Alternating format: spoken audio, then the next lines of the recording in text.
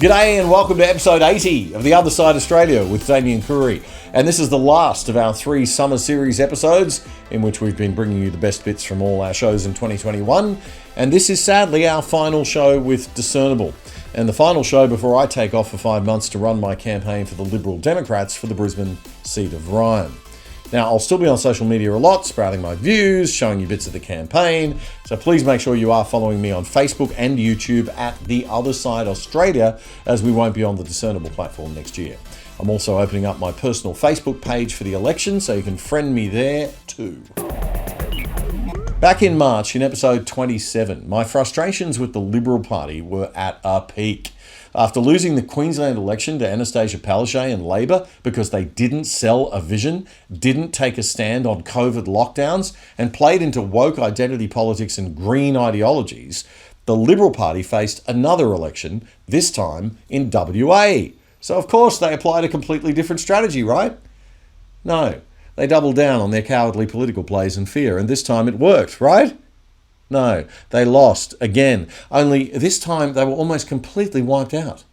Of the 59 seats in the WA Lower House of State Parliament, Labor holds 53 seats. The National Party are now the official opposition lead party with 4 seats, and the Liberal Party holds its caucus meetings over candlelit dinners for 2. So now we have a federal election coming up. The 2 battleground states for this election are, drumroll, you guessed it, WA and Queensland. And the Liberal Party is going to change, right? No, it's still pretending like nothing happened. Crisis? What crisis?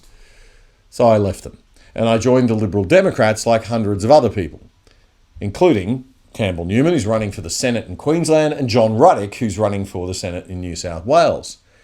And this caused the Liberal Party to say, oh, but hang on, you're dividing the Liberal vote, and, we're going to lose. Proving they are so in denial that, 1, they miss the fact that they have already been losing big time. Number 2, they don't seem to understand how preferential voting works. A minor party can't really take votes from them and may actually end up saving them in most seats, possibly maybe if we don't win ourselves, which would be nice. And number 3, they think any classical liberal Australian or conservative with half a brain hasn't yet woken up to the fact that career politician bureaucrats and woke centre lefties have taken over the Liberal Party and kicked Menzies and his ideas out the door. Western Australia followed Queensland into Looneyland this week, returning a premier simply because he chants nice parochial slogans. Go WA. We'll show those dang Easterners who's boss. Yep, he cripples your state by shutting borders to win cheap political points, and you reward him as we rewarded Anastasia in Queensland with an election win. But not just a win, a complete annihilation. It seems the people of WA are quite happy to give dictator Mark absolute power. No opposition in the lower house, with the Liberal Party reduced to 2 or maybe 3 of the 59 lower house seats, and the Nationals 4. So they'll be the official opposition now, for what it's worth.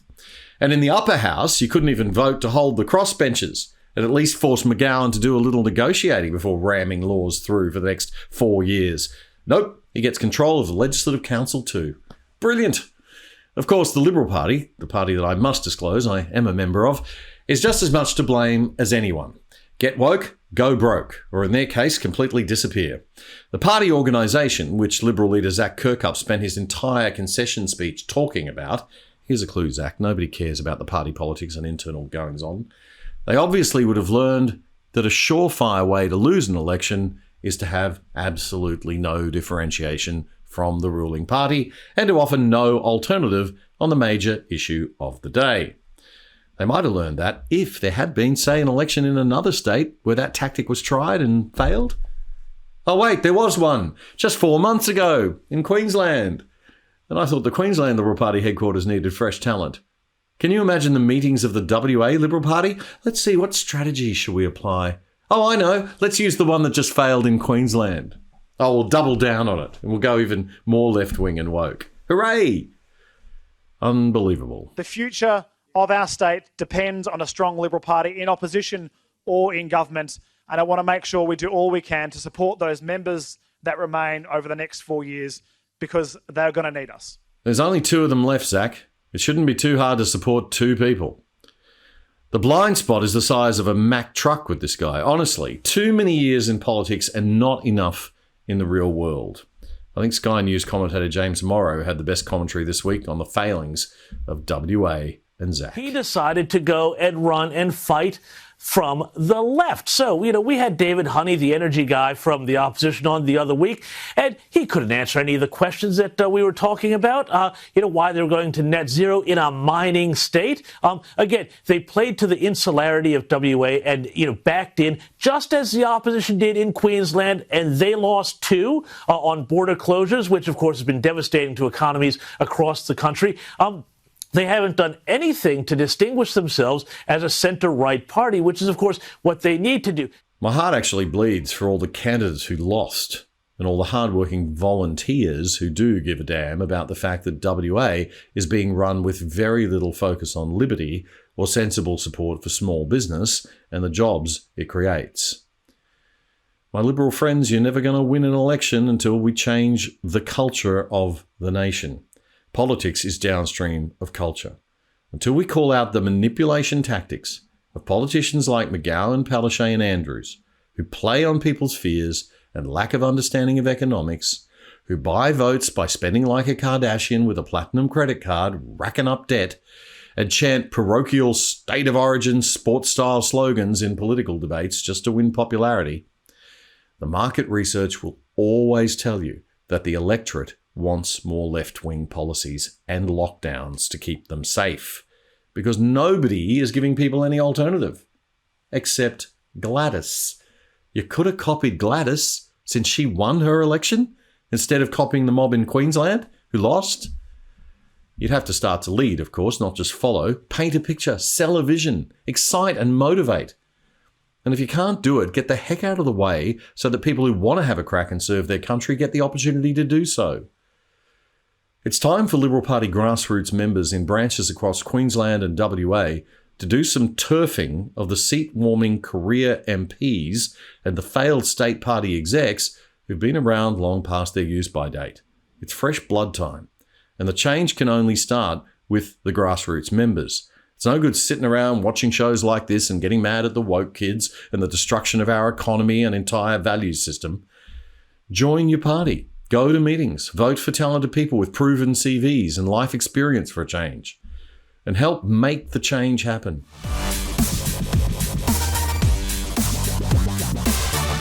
By the way, thousands of Aussie families who want to return to Australia remain stranded overseas as our government continues the unprecedented, very unliberal policy of limiting citizens' right to return to their home country. It's unbelievable, really. It's okay to require people to quarantine, make them pay for it themselves if you must. But locking people out of their own country? No right whatsoever to do that, my friends. Ever. Not even for a pandemic. Sorry. And if you think that's bad, you still can't leave our country without government permission. You can't leave of your own free will. Now, what on earth is that about? What about the hundreds of thousands of Aussies with close relatives overseas they need to go see? It's a total nanny state with a pseudo-liberal government. As well as the Aussies who do want to move back home, thousands more Aussie families don't want to live back here, but they have lives overseas and they do need to come back and see their families, attend weddings and funerals, deal with important business issues. How long can these restrictions go on before we say, okay, we're now just going to have to learn to live with this thing? Sadly, it looks like the Astrazeneca vaccine is causing some problems. Germany, Italy, France, Portugal and Spain have all suspended the rollout because of blood clot concerns. At the time of recording our show this week, Treasurer Josh Frydenberg was standing by Australia's rollout of the Astrazeneca vaccine, even as his coalition colleague, Nationals MP Matt Carnarvon, calls for a halt. While the anti-vaxxers will be weirdly celebrating the joys of being right, no doubt, the rest of us are quite disappointed this amazing new mRNA technology is having these teething problems. Hopefully, they will sort it out.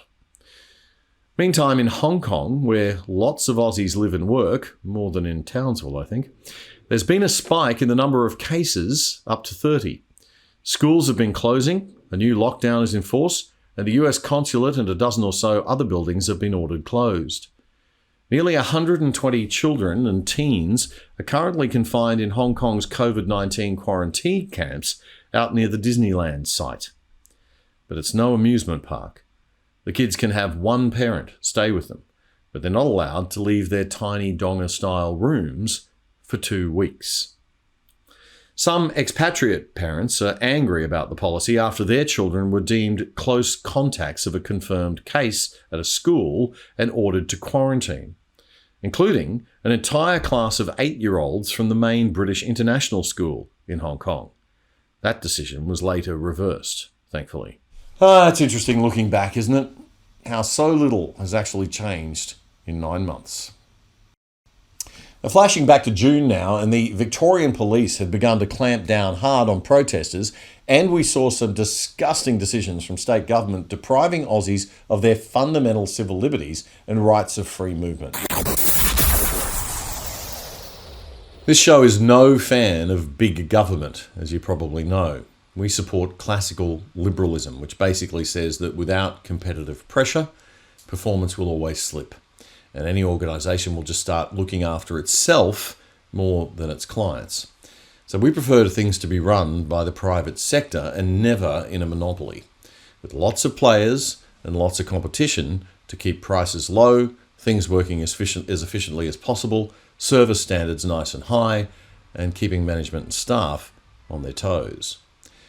When government runs things, all sorts of distorted priorities start to emerge, and the organisation eventually looks like it was built to serve the staff rather than you, the customers. Now look, this isn't always the case. Sometimes you get a really good leader in government who inspires a team to meet high standards and very client-focused target outcomes. But most of the time, government bureaucracies just take care of themselves in the end. Or worse, the politicians and the political interests they serve. Or worst of all, corruption ensues.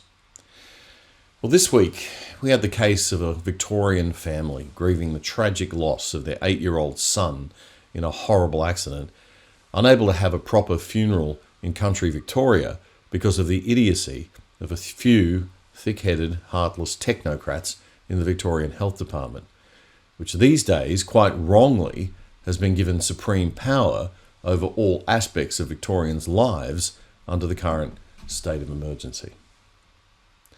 Little Cooper Onyet died at the Belfast Aquatics Pool in the southern Victorian town of Port Fairy last Friday while away on his first overnight school camp. What happened is still under investigation. His funeral, though, was supposed to happen on the first day of Victoria's 7-day lockdown. And of course, his family requested an exemption. So, of course, as anyone with half a brain and half a heart would expect, the exemption was granted to the family and the funeral went ahead. Actually, no. Unbelievably, Victoria's Chief Health Officer, Brett Sutton, denied the request. And he then tried to blame his own staff for it in an act of cowardice that would make the greatest bootlicking bureaucrat in the world blush. But more on that in a moment. First, let's hear from Cooper's mum, as she tells Melbourne Radio 3AW's Neil Mitchell in an interview the day before the funeral, and just before the lockdown was announced, about the inexcusable insult that the Victorian Labor government added to the most unspeakable injury life can dish out to a parent.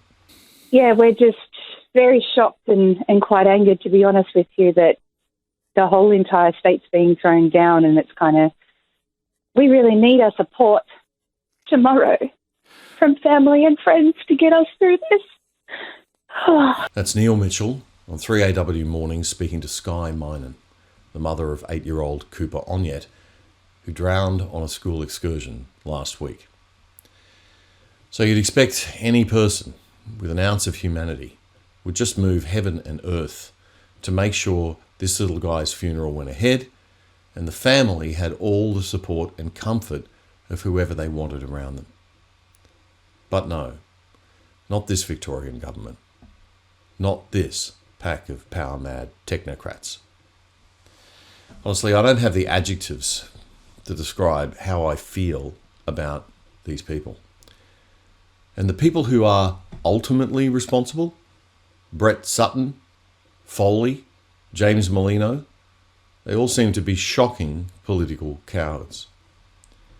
Here's how Victoria's acting Labor Premier, James Merlino, dodged responsibility for this disgraceful decision. This is, as I said yesterday, an awfully, awfully tragic case of a child who drowned whilst on a school camp. Every parent's worst nightmare. But in terms of exemptions, those are calls for public health, and I did ask the public health team to reach out to the family, and I know that they did, but I might ask Professor Sutton to make some comments. Yeah, just as you'd expect from that government. No leadership, no action. Just a whole lot of syrupy, insincere, pathetic weasel words and cliches, and then a gutless, cowardly punt off to the Chief Health Officer, Brett Sutton. Let's see if Sutton catches the ball and does any better. This is the most tragic circumstance. I can't express enough my sorrow for the family. The exemptions team did speak to the family and did assess the request. I wasn't personally involved. The Chief Health Officer doesn't have a role appropriately. Oh, you hypocritical, gutless... How can you stand there and say you feel for the family in one breath and then punt the decision responsibility off to your own staff? In all my years in media and communications, I doubt I've ever seen a worse public statement from any government official. And believe me, that's saying something. Let's watch again. The exemptions team did speak to the family and did assess the request. I wasn't personally involved. The Chief Health Officer doesn't have a role appropriately. You don't have a role. You're the Chief Health Officer. You have the ability to shut down the entire state, deprive citizens of their liberty, and you don't hesitate to use that power on a whim with very little accountability. But you can't override a pack of idiots in your exemptions team when they make a profoundly unforgivable and inhumane error. How is that appropriately? Appropriately, I can't be involved in these decisions. More technocratic, bureaucratic weasel words to cover up the inexcusable. You're in charge. Take responsibility. But it gets worse.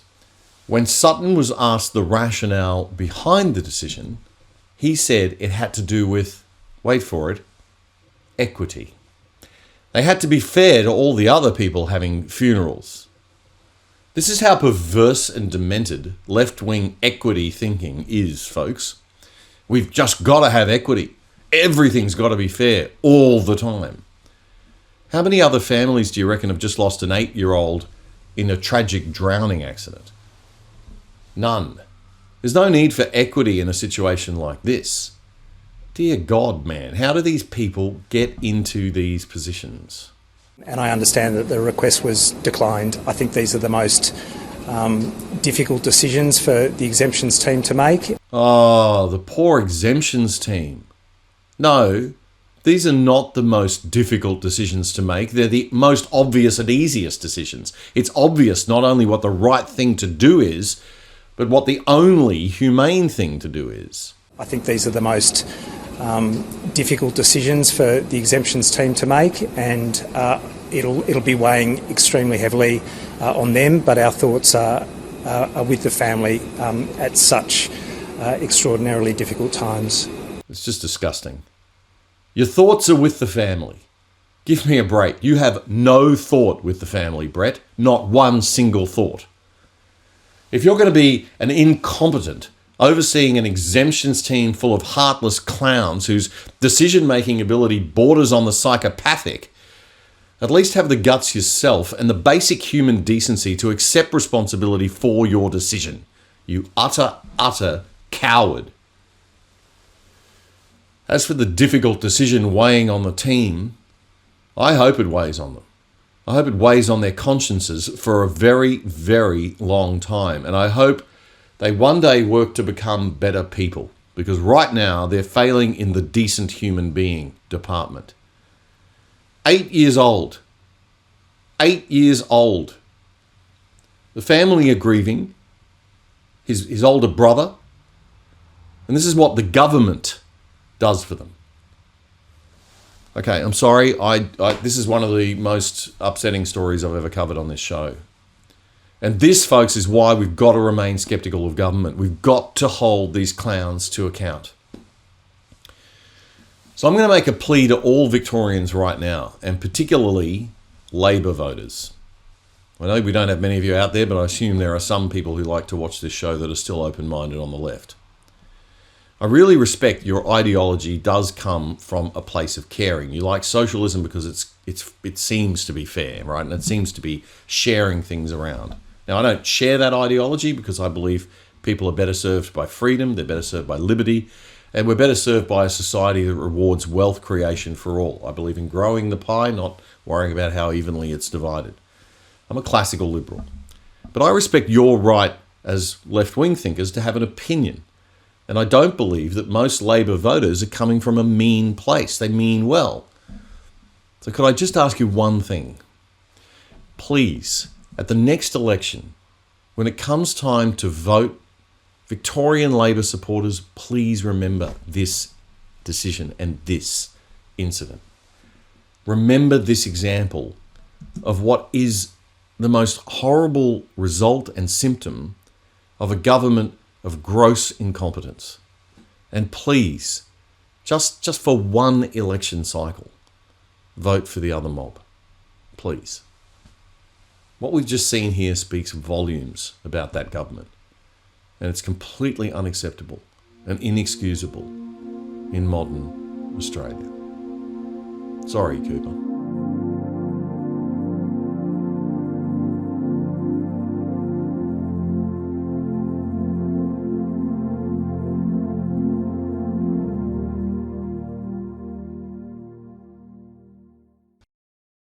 As I mentioned earlier, the other side will be sadly leaving the Discernible platform at the end of 2021, hopefully returning somewhere in 2022 after the election on our own platforms, in which I'll be now running in the federal election, of course, as a Liberal Democrats candidate for the seat of Ryan in Brisbane.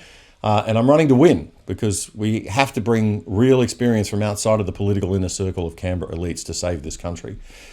During the election campaign, I'll be posting lots of random short videos and commenting on stuff. So right now, if you'd please follow me on Twitter and Instagram at The Other Side Oz, and or on Facebook at facebook.com/The Other Side Oz, or just search us up.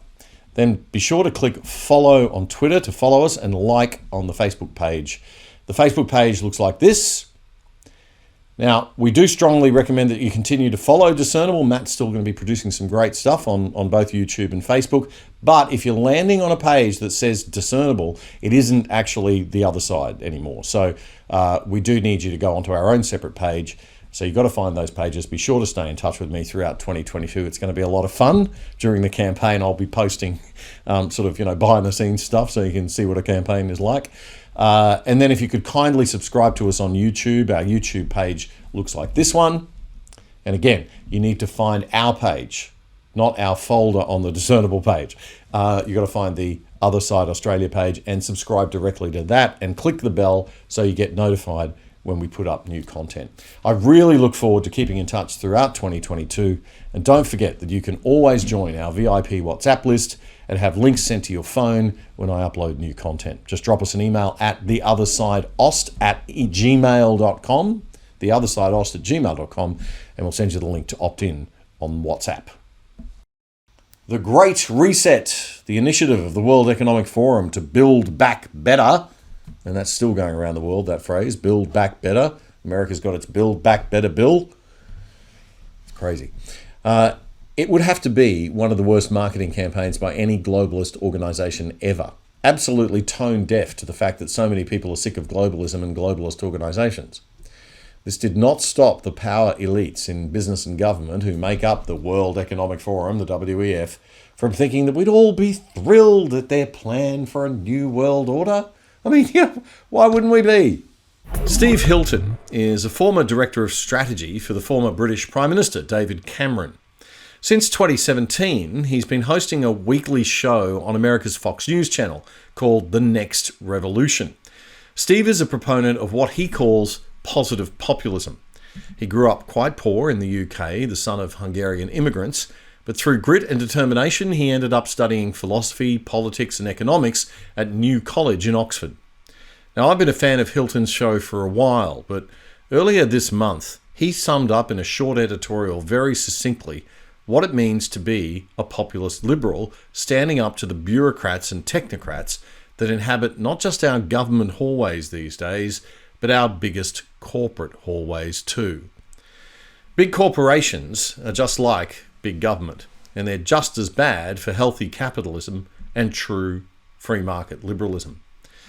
And now we live in a world where the big corporations and big governments work together to tell us how we should behave and what we should think.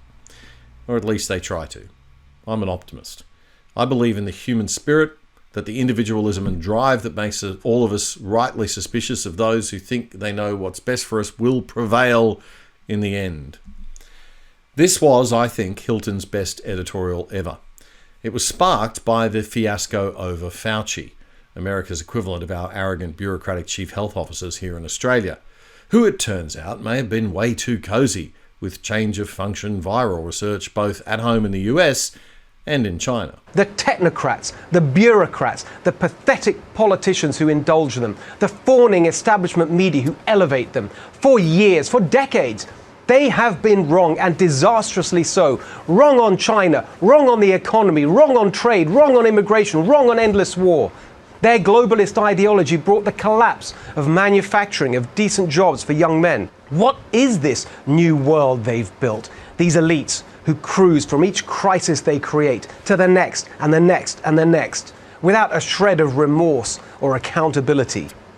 They engineered a big government takeover, power centralized, federalized, bureaucratized, in the out-of-control administrative state. On and on it goes, elitist madness that no normal person ever asked for, let alone voted for, shoved down our throats. Critical race theory in our kids' schools, wokeism in corporate America, micromanaging our lives to match their obsessions. We are sick of you, all of you, highly educated idiots with endless credentials but no common sense. This pandemic, created and then mismanaged by the very scientists that were put on a pedestal, must surely destroy any faith, any trust in the experts, the bureaucrats, the technocrats, the politicians and the media who blindly empowered them. This is surely the death of elitism, the downfall of our corrupt, clueless establishment, and the ultimate vindication of populism. It is time for the people to take back power, time to make the world more human. That is the next revolution we need. Really powerful stuff there from Fox News' Steve Hilton. It certainly is time to push back on government and big government-like corporations. No doubt by now you've heard of the Great Reset. I have to admit that when I first heard about it, I thought it was some kind of kooky conspiracy theory, but no, it's a real thing. It has a website, and it's a real initiative of the World Economic Forum, a quite respected globalist organisation that has that meeting of the global elites in Davos, Switzerland every year. So let's recap on what the WEF is. The World Economic Forum is based in Switzerland. It was founded in 1971 by a man called Klaus Schwab. Its stated mission says it's committed to improving the state of the world by engaging business, political, academic and other leaders of society to shape global, regional and industry agendas. At the end of every January in Davos in the Swiss Alps, you'll find Bill Gates, Michael Bloomberg, Mark Zuckerberg and all the big guns, usually about 3,000 business leaders, international political leaders, economists, celebrities, of course, and journalists. The elite, meeting up for up to 5 days for a big conference with about 500 different sessions on global issues. Now look, there's absolutely nothing wrong with a big conference. And it's probably good that the power people get together every year and have a chat. It gets them collaborating on important stuff, and I think we all benefit. It's better than having them all fighting and using the rest of us as cannon fodder. But the WEF also runs a half a dozen or so regional meetings around the world each year too, and that's all well and good. But in May last year, in the middle of the COVID crisis, the WEF and one of the Prince of Wales charities, yes, he who shall soon be our King Charles, launched what must be the most insensitively, badly branded initiatives by a big globalist organisation in the history of big globalist organisations naming big initiatives. They launched what they call the Great Reset.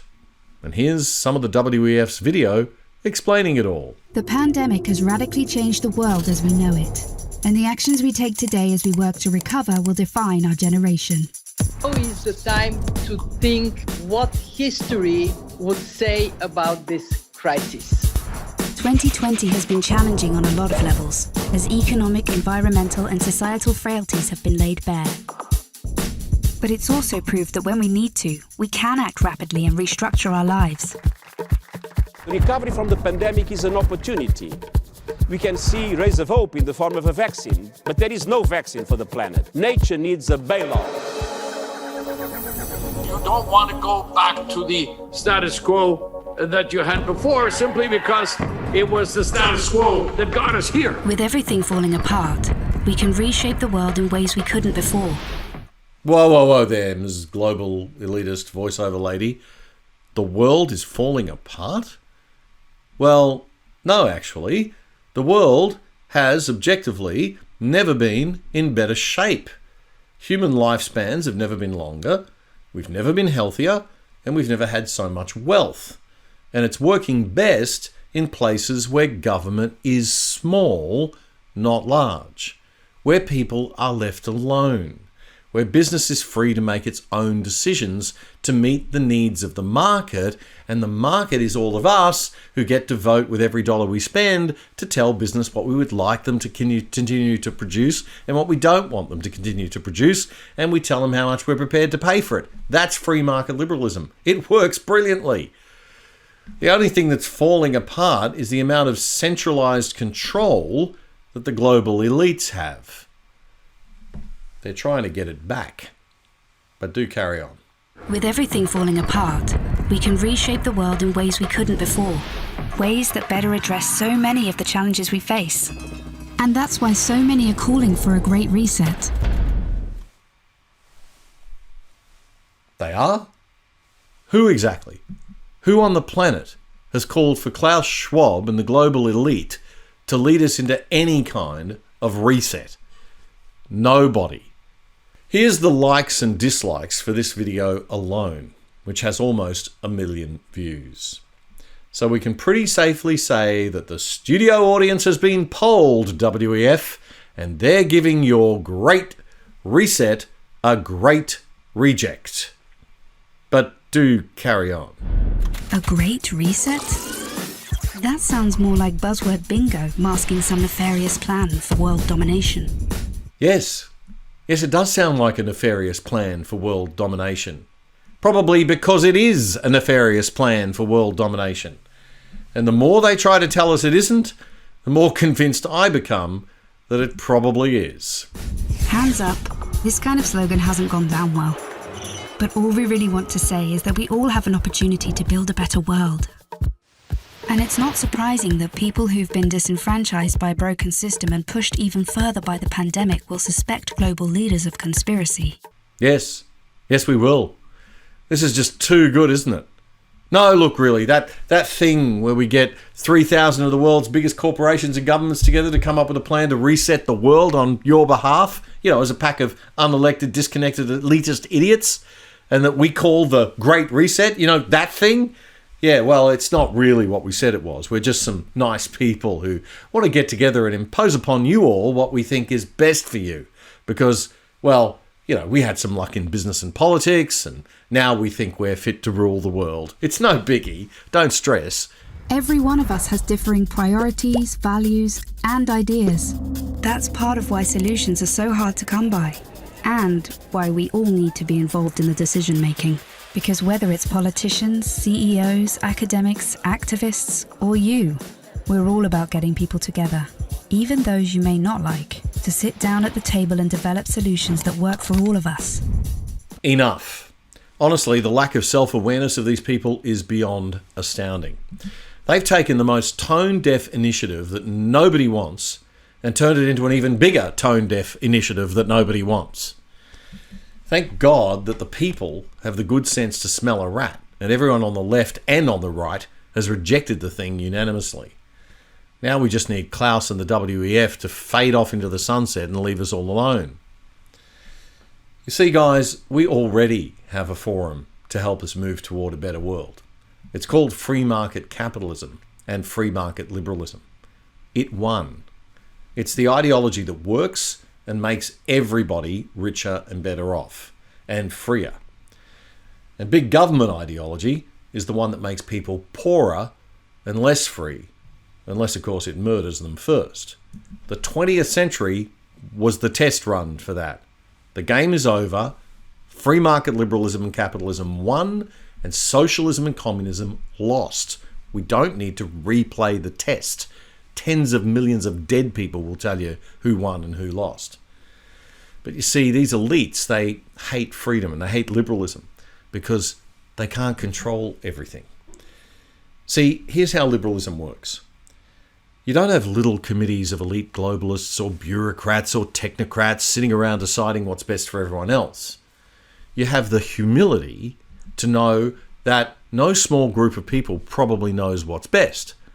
That maybe, just maybe, the forces of the combined efforts of millions of people in their own knowledge and their own experience and their own businesses might be better. Operating freely, making mistakes, learning from them, starting again. Millions of tiny, slow, incremental changes and adjustments to organizations and businesses and policies and laws to move us slowly all towards a better world. Not big government telling everyone what to do and making big sweeping changes that, if they prove to be wrong or get into the wrong hands, will simply destroy everything. Nope. Just billions of people making up their own mind and voting every day with their own cash for what they want to see more of and what they want less of. Now, for that liberal system to work, we have to have private ownership. It can't be, you will own nothing and rent everything and be happy.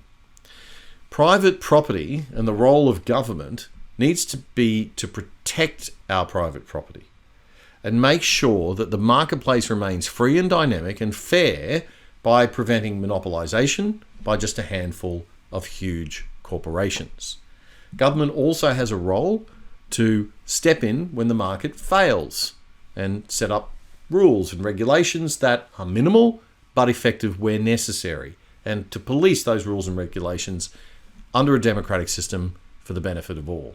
That's really all government needs to do, as well as defense and the police. Now, we already know that this system works. Every country where it's happening, it's working well. Freedom and liberty. Free people operating in free markets with as small regulation and government as is absolutely necessary. The 20th century proved it, and it also proved the horror of the opposite. The horror of what happens when a few elite get their hands on too much power. You want to fix the world, WEF? You want a great reset? Let me suggest this. How about you embrace liberalism, and that in every industry where less than 12 large companies dominate the world, you enforce a breakup of those firms. And where government seeks to oppress their people and their freedoms, you get onto your mates at the United Nations to actually do something useful for a change. Because poverty and war and misery come from government corrupt elites enforcing their will on their people. And more of that isn't going to reset us into a better world. It'll reset us into a dystopia. For an excellent backgrounder, I highly recommend the fantastic YouTube channel Economics Explained, where a nice man with an Australian accent, hooray, will take you through the whole thing. His video on this got 1.5 million views, which is about the level the other side will reach when the global temperature anomaly finally hits 1.5 degrees, I think. Here we go.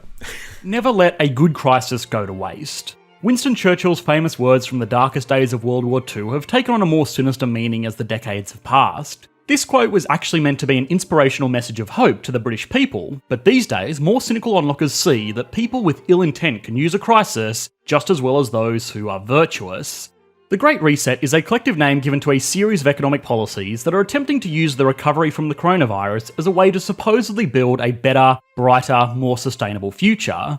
This policy was first unveiled by the World Economic Forum and the United Kingdom's Prince Charles, and since its announcement, it has gathered support from a laundry list of economists, politicians, business people, and celebrities. But it has also gathered a fair bit of criticism. Just 72 hours after its announcement, a petition to stop it gained 80,000 signatures, which is kind of fair enough. The whole premise of this proposal does sound very ominous. Economic plans titled The Great Something have not exactly had the best track record. The fact that this plan is leveraging a disaster alongside the fact that it is pushing some pretty spicy policies means that major conspiracy theories have surfaced, ranging from this plan will make us all poorer, all the way up to this plan will make us all slaves to the lizard people. Economics Explained concludes, however, that we shouldn't worry too much because the World Economic Forum's ultimate power and relevance is highly questionable anyway. You have to realise how blatantly partisan it is. It also pushes globalist ideas and advocating for nations to openly share their intellectual property. Now, this in reality is what people are taking issue with. The World Economic Forum sounds like it should be, well, a forum, and one that positions itself above agendas like this one. But of course, it isn't. And understanding what the World Economic Forum actually is will teach us a lot about what this whole proposal is in reality, and why even the most staunch rivals to its policies shouldn't be overly afraid of it. The World Economic Forum is a non-government organisation, probably best known for their annual meetings held in Davos, Switzerland, where thousands of wealthy people descend on a small alpine village to talk about all things economics. It makes a majority of its money through membership fees, which are steep. They range anywhere from $67,000 a year to $700,000 per year, depending on the level of engagement with the organisation. So, who are these members? Well, obviously, very rich people, or influential public figures that get complimentary invites. So, by virtue of the fact that it attracts the type of people who can afford this membership, it is influential, but it's not like the United Nations or the International Monetary Fund or the World Bank, as much as it would like you to believe that it is. It's, for lack of a better way of putting it, a book club for woke billionaires, where the only thing that they discuss are economics textbooks. The Great Reset may as well be the Great Gatsby. It's not really a genuine proposal, it's a hypothetical to stir up conversation and maybe a little bit of controversy. That's how they get attention, which is how they get membership, which is how they maintain influence and relevance. That's Economics Explain's explainer there on The Great Reset.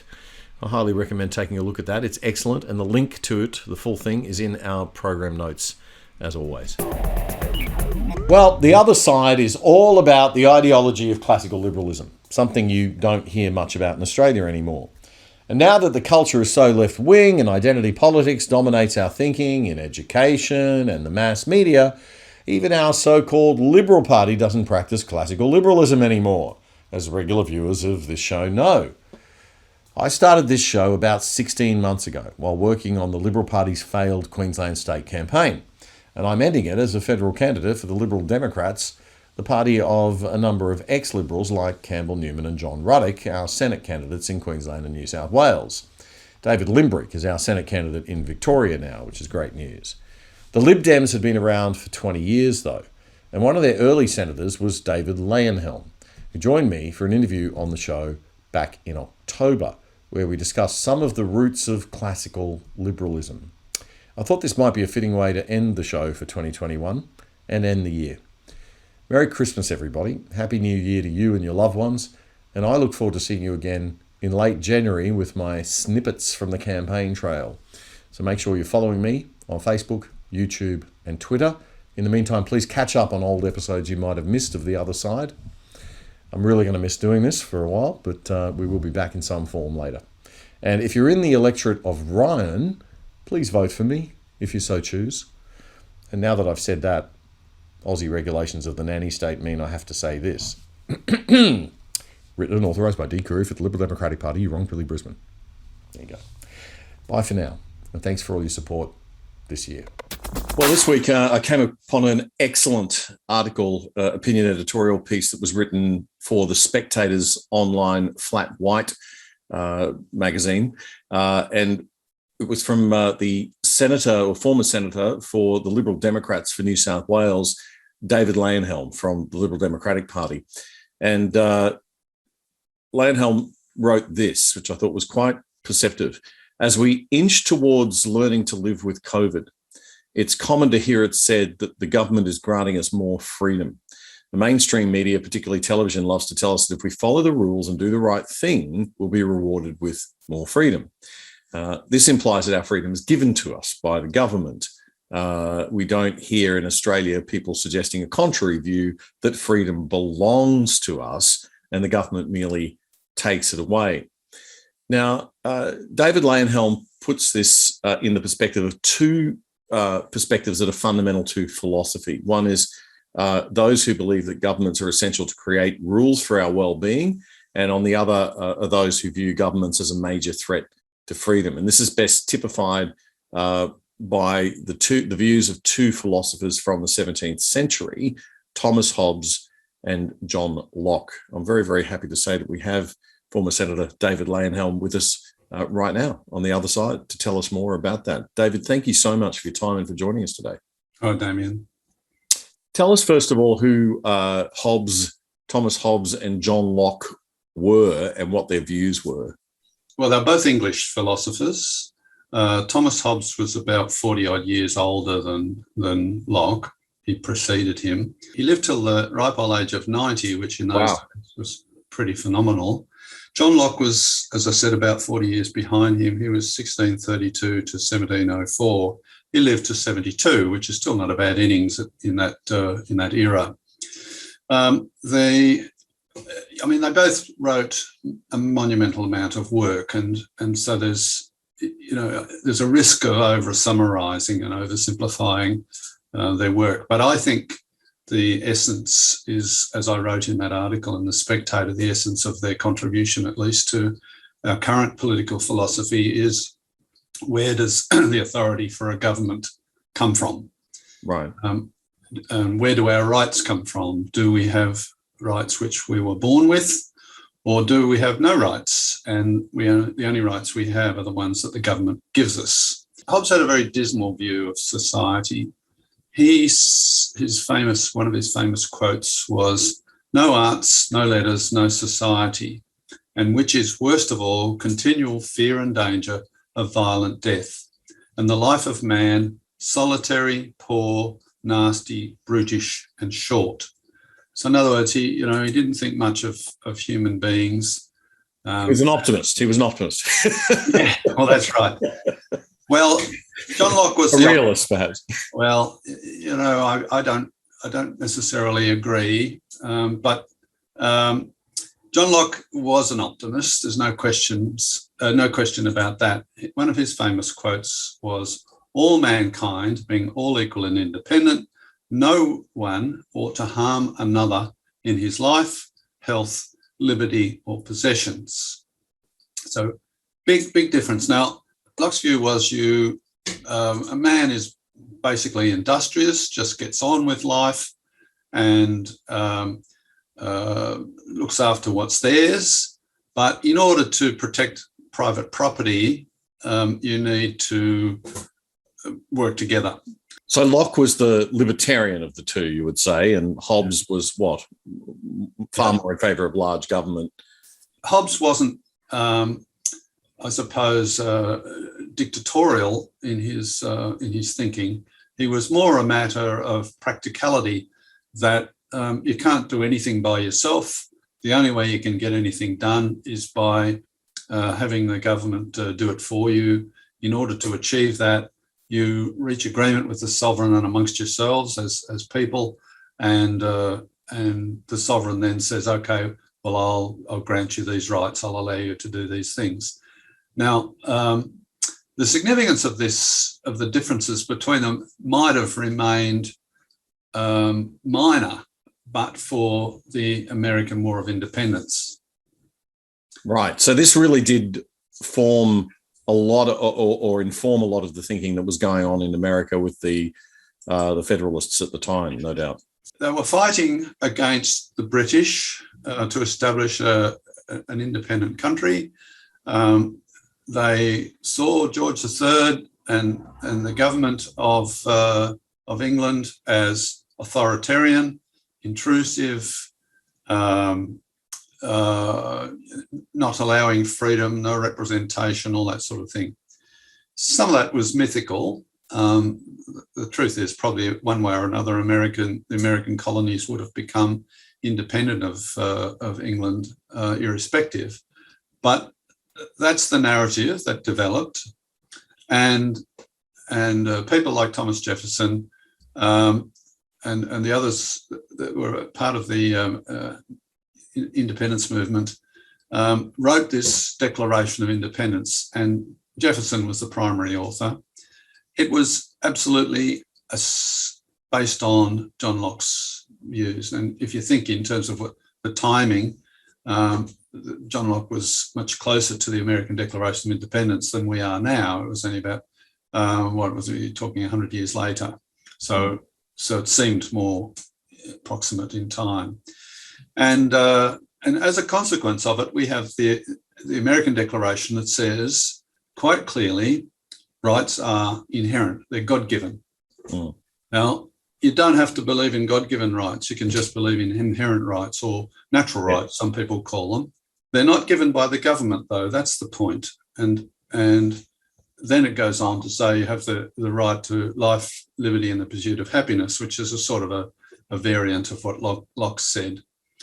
So, and now, of course, you could have a government based on Hobbesian principles that could be just as free as a government based on Lockean principles. I think you make that point in your...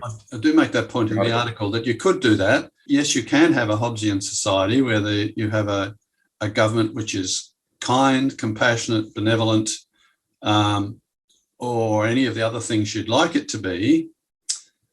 But fundamentally, it's dangerous because at any time the government says, well, I don't approve of what you're doing, and there will always be variations of opinion about what ought to be done, that government then, under a Hobbesian scenario, has the right to intrude and say, well, I don't approve of that, therefore you shouldn't do it anymore.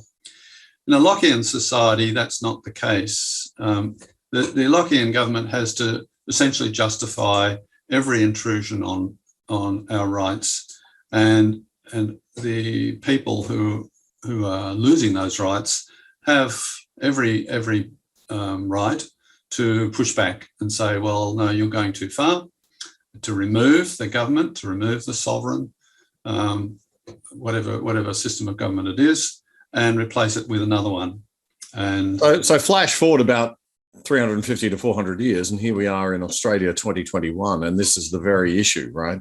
The question becomes, how Lockean are we? We've always thought of ourselves as being very similar to the United States, having these fundamental rights of freedom and liberty that can't be taken away. But we've seen very much that our society, not just our governments, we can't just blame the governments because they're reacting to the polling. It is our society, it is our fellow Australians that welcome and want, to a certain extent, to be parented in a nanny state, to be locked down, to be kept safe with border closures and restrictions of movement and heavy policing enforcement of things like mask wearing and modifications to social behaviour. So can we really call ourselves a free nation anymore? Are we really a liberal democracy, do you think? Well, the last part of your question, are we a liberal democracy, is, I suppose, a relative question these days. Compared to North Korea or Cuba or somewhere like that, we are a liberal democracy. But are we a liberal democracy in the Lockean sense? That's probably, the answer to that is probably no. I like to compare the reaction to the COVID restrictions in America to Australia to sort of highlight that point. Last year, relatively early on in the pandemic with lockdowns, there were demonstrations in Michigan against the lockdowns. There was no vaccine on the horizon at that point, but they were pushing back against lockdowns, arguing they were disproportionate to the risk from the disease. It was evident even in those days that the disease was mostly a relatively quite low mortality, really, and mainly a problem of older people or those with comorbidities, serious other conditions. So there was, even in those early days in Michigan, and they occupied the state parliament house, and some of them were armed as well. Nobody saw that as a particularly significant thing. Move forward to this year, apart from the fact that it was a protest, and protests are a democratic right. Protesting against the government's policies are an indicator of a free society, or a free society, I suppose, the best term I can think of at the moment. Roll forward to this year, we have Florida, for example, making it illegal to impose mask mandates and lockdowns. I think Texas has done away with them all, and I think there's a state ban on local lockdowns and all that sort of stuff. So there's significant pushback, but they also have examples of almost as bad as what we got in Melbourne and Sydney. There was the New York situation where it was a very severe lockdown. California's been under a very strict lockdown for quite a long time, and even now they've still got plenty of rules in place. So it's not everywhere, but my point is that when you look at the pushback, it's identifiable, it's recognisable, we can see it. If you look for signs of pushback here, you struggle a fair bit. It took until this year before there were protest marches in either Sydney or Melbourne. And I think the protesters were brave and doing what they thought was appropriate, but they didn't get the mass outpouring of people onto the streets as occurred. No. That's something that always surprised me too, coming from Hong Kong, David. I lived in Hong Kong for nearly 20 years and lived through the protests, and the slightest change of laws by Beijing that might have, breached the mini constitutional basic law agreement between Britain and China over Hong Kong that's supposed to be in force until 2047, obviously isn't now, but anything back before 2017 that was just slightly infringing upon that basic law agreement, and the people would hit the streets in the hundreds of thousands. Yes, they understood that threat to liberty, and I think you made the point in the article very nicely where you said Australia's never gained its independence through war and has nothing resembling the Declaration of Independence, and notwithstanding our convict history, we're more like the jailers than the miners at the Eureka Stockade. That kind of struck a nerve with me, because I've always puzzled over this almost contradiction in Australian culture between the sort of rebellious anti-authoritarian image we have of that Eureka Stockade history and the nanny state reality in which we find ourselves, this tendency to want government, to want to be the subjects of a welfare state and to be taken care of by government, and to see that as noble and good and fair and kind and all those sorts of things. Yes. This COVID epidemic and the reaction to the government's response to the COVID epidemic has highlighted aspects about Australian character that I must admit I didn't really know were there. I thought the larrikin anti-authoritarian streak was deeper than it is. It is. I mean, essentially a larrikin is not a very deep thinking person. So the anti-authoritarianism, I think, is nothing more than larrikinism. But if you look at Australia's history, you can explain it in those terms. There was always a convict element, and they were they weren't anti-authoritarian, but they were anti-authority. So there was an element, there's an element of that still, and I think that's more prevalent in Sydney than it is in Melbourne. But on the other hand, we are also a nation overwhelmingly of free settlers and immigrants. And our culture is, and there's the jailers point that I made in the in the article, and that's not original. Clive James was, I think, one of the earliest people I ever heard point out that not only is Australia descended from convicts, it's descended from jailers as well. But Australia was very concerned about responsible government, orderly government. It was a military government in the early days. People were expected to obey the law and do the right thing. And now we hear those terms over and over and over again just in the last 18 months. That culture has survived. Now, in some of our immigrant cultures, there is a different viewpoint. I think Sydney was on the verge of a fair bit of blowback with the lockdowns in the western suburbs, and some of the people who were subjected to that came from countries where they knew what authoritarianism looked like, and they were seeing it, and they didn't like it. And I think the government probably heard those noises and thought, yes, okay, we better not push this bear any further, or there might be some reactions. But we don't know. We don't know. That's just supposition on my part about them and the government as well. It may well be that we are a nation of nanny status, and that people like you and me are an absolute rarity. That those of us who recognise the principles of freedom, individual choice, personal responsibility, we're the weirdos, and everybody else is the overwhelming majority. That's quite. I certainly feel like a weirdo and an outsider here now, I must say, but I didn't feel that way 20 years ago when I left. Yes. So I do think that there has been an unusual shift in the past 20 years, and I'm not sure where or why it came from because I haven't been here to see it.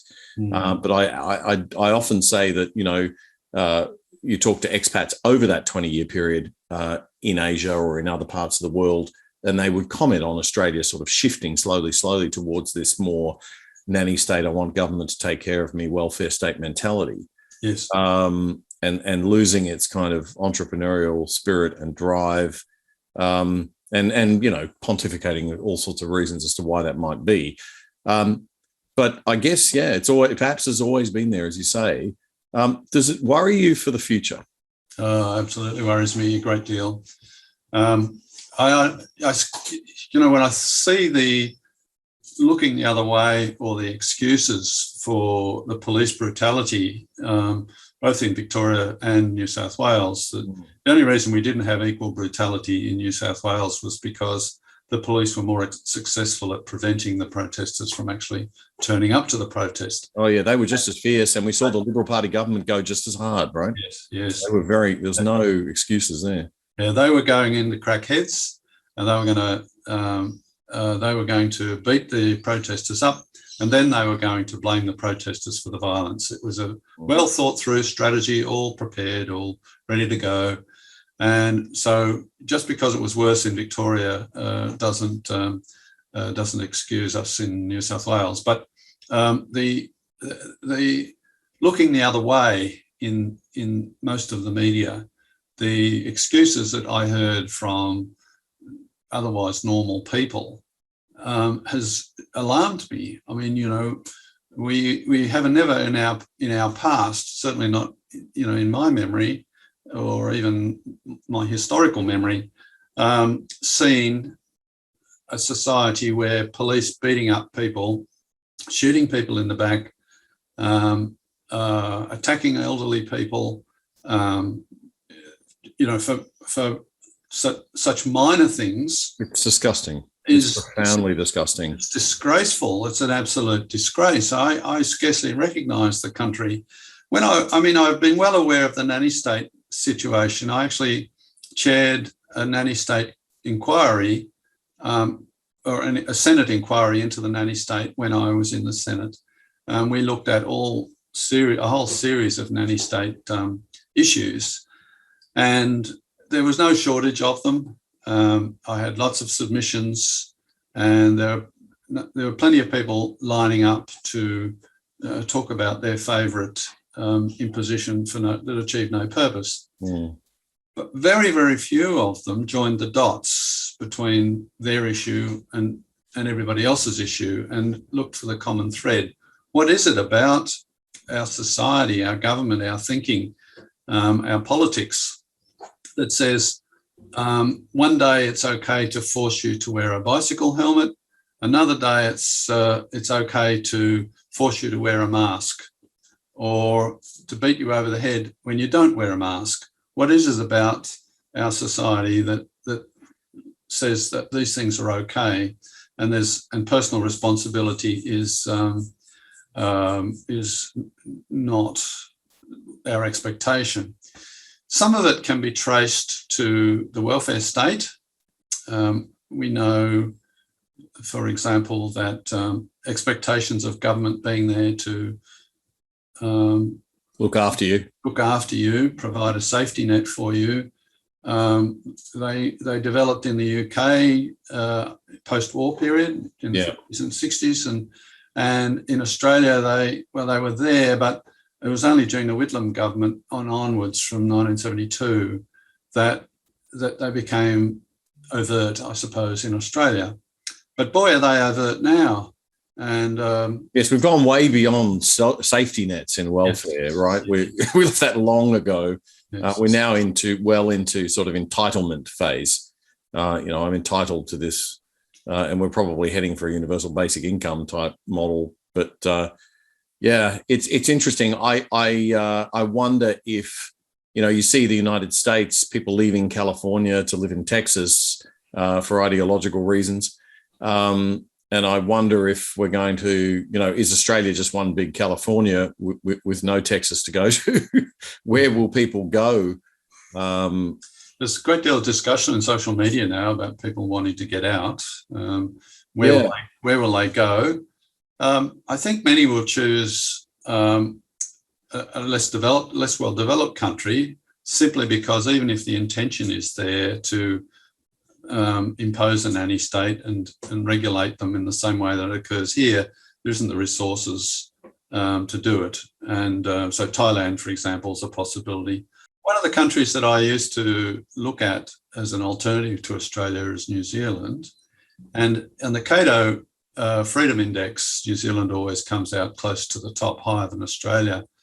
And had it not been for their lockdown and their COVID zero mentality, then it may have remained an option. Very woke, though. New Zealand is an incredibly woke culture, and it's getting worse as time goes on. I mean, it is at the moment. But so is it here, and so is it the UK. And you really have to go to Eastern Europe or Asia to get away from that. It's everywhere. The US is incredibly woke these days too. So where do you go to get away from that? I think the pendulum will swing on wokeness. There's a limit to how much of that nonsense you can put up with. What there isn't a limit to is nanny state stuff. Where's the limit to that? I can't see it. People like the idea there's somebody out there going to wipe their nose and pick them up again if they fall over. And that's the bit that this whole pandemic has demonstrated, that Australians like that. That's why there's still lockdowns in Queensland and Western Australia and South Australia and Tasmania. They've been evidently doing focus groups. I just about guarantee you they've been doing focus groups. And the feedback from the focus groups was, oh, yes, you've got to look after us, keep us safe. There'd be hardly anybody like you and me sitting there saying, I'll look after myself, thank you very much. I don't need you to look after me. Let me make my own choices. The reality is that, people like us will leave, and, we'll take our capital with us. We'll take our entrepreneurial drive with us. And there are many, many thousands of people who have probably more entrepreneurial drive and capital than you and I that'll do the same thing. Yes. And then there won't be any taxpayers to pay to pick people up and wipe their nose for them. And that's how it all begins, the decline of, and perhaps the big lesson to be learned. But you would think after the 20th century, we wouldn't need to go through the lesson so many times. But it seems like people still don't get it. I used to think that we'd learned that lesson, but obviously we haven't. Yeah. On that perhaps not chirpy note, thank you very much, David, for joining us on the other side. And I hope it's the first of many visits you'll make to the show. Thank you very much. As I mentioned earlier, the other side will be sadly leaving the Discernible platform at the end of 2021, hopefully returning somewhere in 2022 after the election on our own platforms, in which I'll be now running in the federal election, of course, as a Liberal Democrats candidate for the seat of Ryan in Brisbane. And I'm running to win because we have to bring real experience from outside of the political inner circle of Canberra elites to save this country. During the election campaign, I'll be posting lots of random short videos and commenting on stuff. So right now, if you'd please follow me on Twitter and Instagram at The Other Side Oz, and or on Facebook at facebook.com/TheOtherSideOz, or just search us up. Then be sure to click follow on Twitter to follow us and like on the Facebook page. The Facebook page looks like this. Now, we do strongly recommend that you continue to follow Discernible. Matt's still going to be producing some great stuff on both YouTube and Facebook. But if you're landing on a page that says Discernible, it isn't actually The Other Side anymore. So we do need you to go onto our own separate page. So you've got to find those pages. Be sure to stay in touch with me throughout 2022. It's going to be a lot of fun. During the campaign, I'll be posting behind the scenes stuff so you can see what a campaign is like. And then if you could kindly subscribe to us on YouTube, our YouTube page looks like this one. And again, you need to find our page, not our folder on the Discernible page. You've got to find the Other Side Australia page and subscribe directly to that and click the bell so you get notified when we put up new content. I really look forward to keeping in touch throughout 2022. And don't forget that you can always join our VIP WhatsApp list and have links sent to your phone when I upload new content. Just drop us an email at theothersideost@gmail.com, theothersideost@gmail.com, and we'll send you the link to opt in on WhatsApp. I'd like to give a little shout out to everyone who sent their condolences on the passing of my father, Leisha Joseph Coory, last week. It's been a tough week, and I'm going to miss him a lot. He gave a lot of direction, advice, and moral support to this show. But 90 years was a terrific innings, and he lived every minute of it right up to the very end. So for that, we, the family, are very grateful. We'll see you next week.